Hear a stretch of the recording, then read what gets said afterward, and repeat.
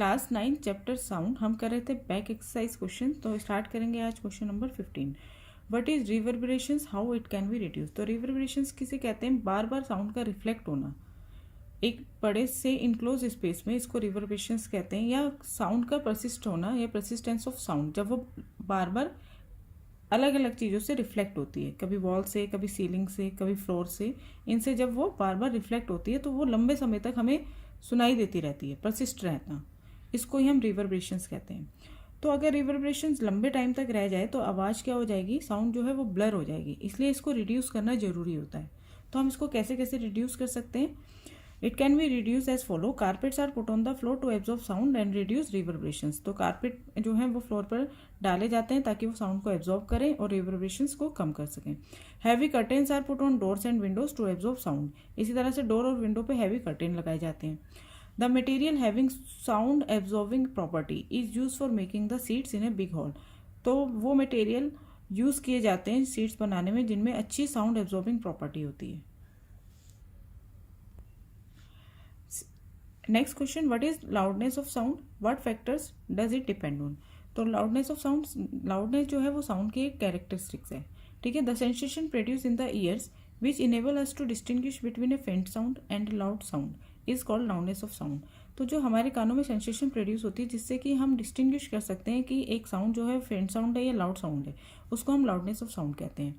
Loudness of sound depend upon the amplitude of the sound. जैसे इससे पहले हमने क्वेश्चन में पढ़ा है इंटेक्स क्वेश्चन में कि लाउडनेस जो है साउंड की वो डिपेंड करती है साउंड की एम्पलीट्यूड पर। जितना ज़्यादा एम्पलीट्यूड होगा उतनी ही ज़्यादा साउंड होगी। नेक्स्ट क्वेश्चन है, explain how bats are use ultrasound to catch a prey. तो हमें बताना है बैट्स जो होती हैं ये अपने प्रे यानी शिकार को पकड़ने में अल्ट्रासाउंड का कैसे यूज़ करती हैं। तो बैट्स जो होती हैं वो इमिट मतलब निकालती हैं high frequency ultrasonic squeak while flying. तो ये हाई फ्रिक्वेंसी अल्ट्रासोनिक स्क्विक मतलब चीख निकालती हैं जब वह उड़ती हैं। Squeaks of the bats are reflected from the obstacles और prey and return to bats ear. अब जो ये स्क्विक्स है ये रिफ्लेक्ट बैक होती है ऑब्स्टिकल्स या प्रे से, जो इसके मतलब रास्ते में जो प्रे मतलब इसका शिकार जो आता है या ऑब्स्टिकल जो रुकावट आती है उससे जो ये स्क्विक्स है ये रिफ्लेक्ट होती हैं और वापस बैट्स के ईयर तक जाती हैं, ठीक है।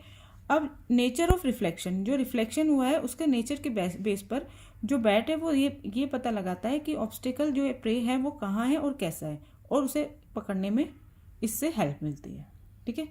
आप ये वाला डायग्राम भी चाहे बना सकते हैं, ठीक है। इसकी जो स्क्विक्स आती है, जैसे यहाँ पे एक इसका प्रे है, यहाँ से ये एक स्क्विक जाएगी, यहाँ से ये रिफ्लेक्ट होकर वापस इसको सुनाई देगी। इसके बेस पर जब ये रिफ्लेक्शन जो आ रहा है स्क्विक्स का, इसके बेस पर इसको पता चलता है कि ये कितने डिस्टेंस पर है और इससे इसको पकड़ने में इसको हेल्प मिलती है। 18th question, how is ultrasound use for cleaning. Ultrasound को क्लीनिंग पर्पस के लिए कैसे यूज करते हैं। तो ultrasound is generally use to clean parts located in hard to reach places. तो अल्ट्रासाउंड जो है वहाँ यूज़ किया जाता है, उन पार्ट्स को क्लीन करने के लिए यूज़ किया जाता है जहाँ पर पहुँचना मुश्किल होता है, जैसे कि स्पाइरल ट्यूब्स हो गई, ओल्ड शेप पार्ट्स हो गए, इलेक्ट्रॉनिक कंपोनेंट हो गए, इन सब के लिए। तो जिस ऑब्जेक्ट को भी क्लीन करना है सबसे पहले उसे क्लीनिंग सोल्यूशन में रखा जाता है, फिर अल्ट्रासाउंड वेव्स जो है उस सोल्यूशन में से पास करी जाती हैं। हाई फ्रिक्वेंसी होने से अल्ट्रासाउंड जो है वो क्लीनिंग सोल्यूशन को स्टेयर अप कर देती हैं। स्टेयर अप मतलब कि हिला देती हैं, जोर से हिला देती हैं।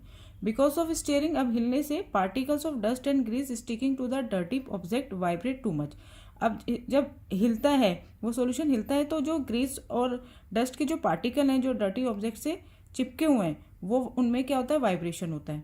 बहुत तेज वाइब्रेशन से वो लूज हो जाते हैं और ऑब्जेक्ट से डिटैच हो जाते हैं और सोल्यूशन में गिर जाते हैं। इस तरह से ऑब्जेक्ट जो है वो पूरी तरह से साफ हो जाता है।